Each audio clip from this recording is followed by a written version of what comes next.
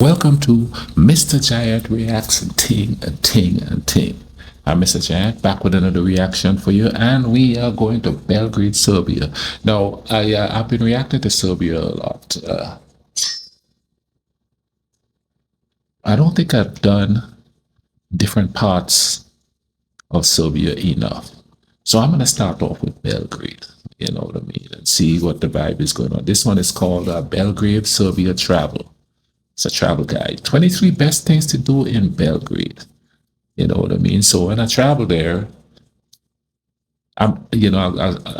things I would like to see. Now, here's the thing. I'm more interested in the rural areas, but there's probably some historic things that I would like to see when I'm there. So you know what I'm saying? So let's go ahead on YouTube and Simmer and see what this travel channel suggests. That is good to see. So you want to know what are the best things to do in Belgrade, Serbia? Great, you're in the right place. In this video, we're going to discuss the top things to do in Belgrade. Number 23, Belgrade Fortress. Built between the 1st and 18th centuries, the Belgrade Fortress is a complex of walls, gates, and towers that has stood as a strategic stronghold for centuries. The fortress, mixing styles from the Romans, Byzantines, and Ottomans, offers great views of where the River Sava meets the Danube. Visitors can explore its ancient structures, as well as the surrounding Kalemegdan Park, museums, and even a zoo. At the Military Museum, you can explore Serbia's military history through carefully displayed weapons, uniforms, and artworks. Make sure to check out the Pobenik Monument, a tribute to Serbia's victory in the Balkan Wars. Ružica Church, the city's oldest, stands out with its enchanting fairy tale-like atmosphere, making it a must-see. Don't miss the Roman Well, the Clock Tower, and the Great Kalemegdan Staircase, which offers breathtaking views of the rivers and the city. Number 22. Belgrade Waterfront. Wow. A visit to Belgrade Waterfront offers you a chance to enjoy a mix of modern attractions and beautiful views. Start by walking or biking along the Sava Promenada, where you'll find restaurants, cafes, and art installations. For shopping, head to Galleria Belgrade, the largest mall in the region, offering global brands and entertainment. Don't miss Kula Belgrade, the tallest building in the country, with its observation deck providing panoramic views. You can also relax in the waterfront parks or enjoy boat tours along the Sava and Danube rivers for unique city views. Number 21, Skadar. Definitely would like to do a boat tour on the Danube because I hear a whole lot about that. Doesn't that go through several different countries there? I know it goes through some parts of Romania also. But definitely that's something I would like to see. You know what I mean? It looks like it's huge too. Skadarlia is one of Belgrade's most charming areas, known for its cobblestone streets and bohemian atmosphere. This historic street, dating back to the 1830s, became a hub for artists and writers in the early 20th century. You'll find numerous restaurants offering traditional Serbian dishes like grilled meats and rakica, as well as art galleries and antique shops lining the street. Musicians often perform both traditional and modern tunes, adding to the lively ambiance. You can relax on benches, enjoy the vintage facades, or simply wander the narrow, car-free street, soaking in the artistic vibe and the cultural heart of Belgrade. Number 20, Church of St. Sava. The Church of St. Sava is a large Orthodox church dedicated to St. Sava, the founder of the Serbian Church. Made of white marble and granite, it's also one of the biggest churches in the world. Don't miss the impressive mosaics, including the one of Christ Pantocrator in the central dome. The church also has a crypt, a treasury, and the grave of Saint Hieromartyr Lazar, a medieval Serbian ruler. Number 19, Nikola Tesla Museum. At this museum, you'll learn about the life and groundbreaking work of the Serbian inventor and engineer, Nikola Tesla. His photographs, letters, and personal belongings are on display, along with a golden urn containing his ashes. You can also view working models of his inventions, such as an induction coil that creates high-voltage sparks. The museum also features the famous Tesla coil, which was used for wireless electricity transmission. One of the most interesting displays is Tesla's remote-controlled boat, the Teleautomaton, which was a groundbreaking demonstration of wireless technology. Additionally, you can see original documents, books, and drawings that showcase his scientific contributions and inventions. Number 18. I tell you what, everybody's talking about Tesla this, Tesla that these days. But I guarantee you, not very many people know where he's from. But I didn't know until I started to, learn about Serbia. You know what I mean? But I guarantee you, I'm going to do a little quiz around here because a lot of people are talking about Tesla this and Tesla this lately. You know what I mean? I'm going to do a little quiz to find out if they know where he's from. Neza Mihaila. This 1 kilometer long pedestrian street is often referred to as the heart and life of Belgrade. Connecting Republic Square to Belgrade Fortress, it's filled with shops, restaurants, and beautiful architecture. As you stroll down, you'll pass a variety of familiar brand names, including Zara, H&M, and Gap. You'll also find art galleries and cultural centers like the Zepter Museum and the Belgrade City Library, making it possible to spend a whole day exploring this street. Number 17, Bayrakli Mosque. Bayrakli Mosque, built in 1575, is the last remaining mosque from the Ottoman era in Belgrade.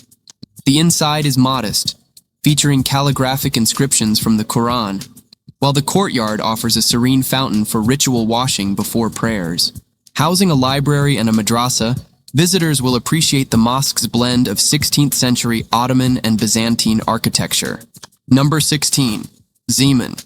Although Zemun is often called the Old Town of Belgrade, it still feels like a city within a city. It used to be an independent town and has kept its own charm and character.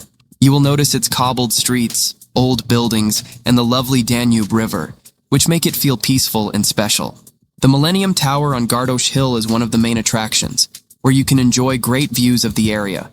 The Zemun Quay is another popular spot where you can take a walk along the river. Don't miss Zemun's St. Nicholas Church, one of the oldest in Belgrade. Number 15, Taşmaidan Park. The architecture there is just, there's so many different architectural influences there. Man, that's like candy to the eyes, you know what I mean? You see so many different things there, and they're all through 15th century, 18th century. It's just like all kinds of old stuff there to see. And I'm into that kind of stuff. Taşmaidan Park is a great spot in Belgrade to spend some time in nature in the city. Beautifully landscaped, you can walk among the trees, sit by the fountain, or rest on one of the many benches. While walking around, you'll see several monuments, including one for Patriarch Pavle, a patriarch of the Serbian Orthodox Church. Near the center of the park is the beautiful Orthodox Church of St. Mark, where you can see the tomb of Serbia's most powerful emperor, Tsar Dušan. Number 14, Republic Square. Republic Square is the main center of Belgrade, full of life and energy. It's a popular meeting point where you'll find a statue of Prince Mihailo, known as a great reformer and Serbia's most enlightened ruler.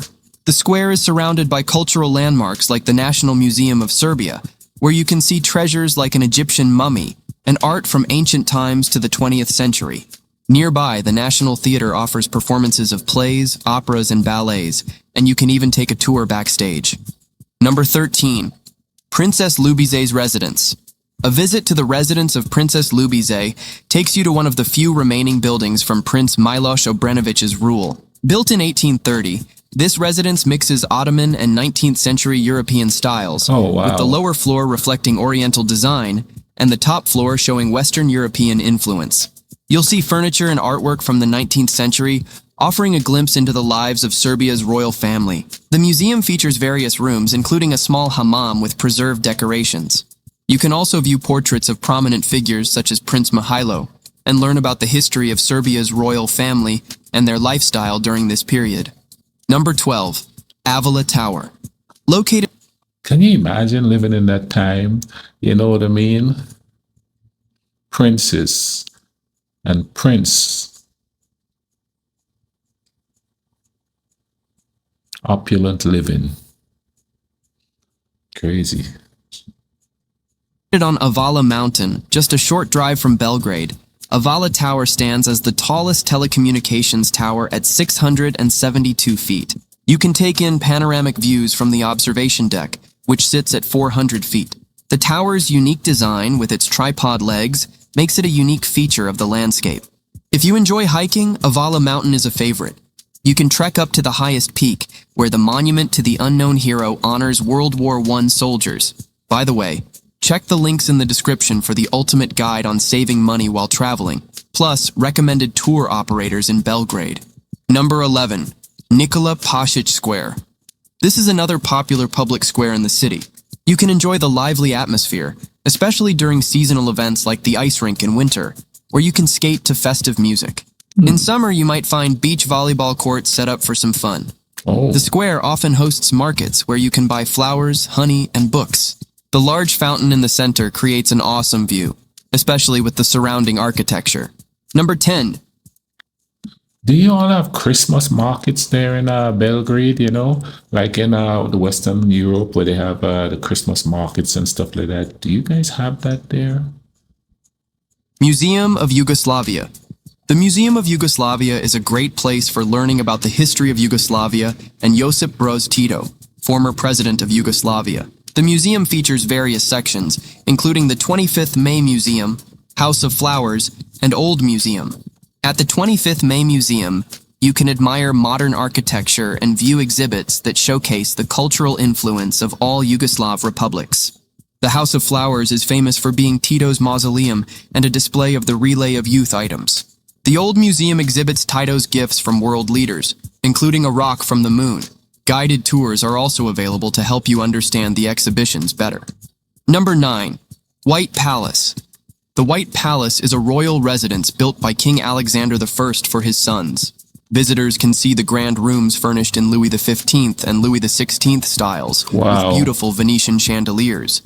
The palace also features a library with 35,000 books and a Chippendale-style dining room.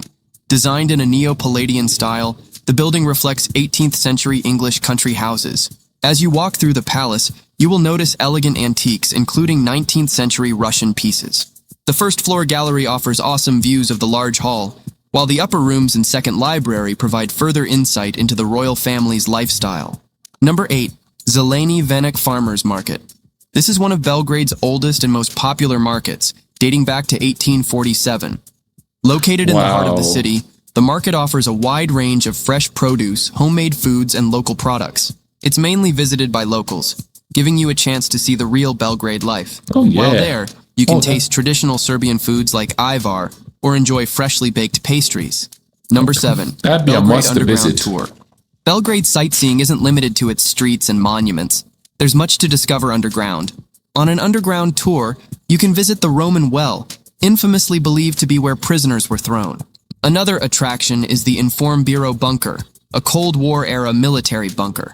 Next is the Barutana, a former gunpowder storehouse, now home to a Roman gallery filled with tombstones, sarcophagi, and artifacts from Belgrade and Serbia. You'll also see the remains of a Roman theater and aqueducts. Panayotović, an old underground wine cellar, offers wine tastings in a unique setting. Number 6. Topcheater Park. Topcheater Park is a historic forest park, located just outside Belgrade's city center. It offers a peaceful setting with lush greenery, perfect for picnics, bike rides, and relaxing walks. You can visit the residence of Prince Miloš Obrenović, where you'll find 19th century furniture and portraits of significant historical figures. A highlight of the park is the ancient platanus tree, one of the largest and oldest in Europe, over 180 years old. You can also take a horse-drawn carriage ride around the park or relax in the shaded areas and enjoy the fresh air and tranquil surroundings. Number 5. Košutnjak Hill. Košutnjak Hill, a 820-acre forested park, is only 20 minutes by car from the city center. Once the royal hunting grounds of the Obrenović family, this hill offers scenic walking trails through evergreen forests. The Hajdučka Česma water fountain at the base of the hill has been providing fresh, ice-cold mountain water for centuries. Number 4. Belgrade's Jazz Bars. Home to the Belgrade Jazz Festival, there's a decent jazz scene in Belgrade. Located in the city center and boasting a nice rooftop terrace, Cinnamon is a great place to start. Every night features live performances by talented jazz musicians, and there are open mic nights too. Another great place is Jazz Garden, known for its cozy garden and live performances. Number 3. Gernex Tower. Also called the Gernex Tower, the western city gate of Belgrade is one of the city's most famous landmarks. Built between 1971 and 1979, it stands 377 feet tall and features 2 brutalist-style towers connected by a 2-story bridge at the top. At the top, A round structure once served as a revolving restaurant. While the restaurant and commercial spaces are no longer active, you can still admire the unique design and the vision of the era it represents. Number 2. Ruins of the Yugoslav Army Headquarters. This building was heavily damaged in the NATO bombings of 1999, leaving behind a powerful reminder of the past. The complex was built between 1957 and 1965 and was once known as a prime example of post-war architecture. Today, you can see the remains of the building with some sections reinforced to prevent collapse. Number 1. Hotel Moskva. Hotel Moskva, opened in 1908, is definitely a sight to behold. It played a significant role in Belgrade's history, even serving as the Gestapo headquarters during World War II. You can also visit the hotel's pastry shop and try the famous Moskva snit cake, made with cherries, almonds, pineapple, and a special cream. This cake has been a local favorite since 1974. If you're looking for a fine dining experience, the hotel's restaurant offers a great atmosphere where you can enjoy your meal with live piano music. You'll feel the history and charm, even if you're not staying there. Click here to watch. Wow. Okay. Now, I think I did look at something about Belgrade, but this was even more succinct. You know, a little bit more information about it there. Wow. There's just so much to see. You pretty much have to stay there a couple of months just to see everything, if you want to see everything, you know. So it's best you sit down with a pen and paper and just write out specific ones that you want to see. Now, the must-see one for me is that the old marketplace where you could go and when many locals go shop. Yeah. That's one I would like to do because, you know, that's where the real culture is going to be found, you know what I mean? Not just the touristy stuff, man. You know, comment down below. Tell me more. Tell me more. Comment down below, okay? In the meantime, y'all take care of each other, all right? Let's try to bring some peace in this world.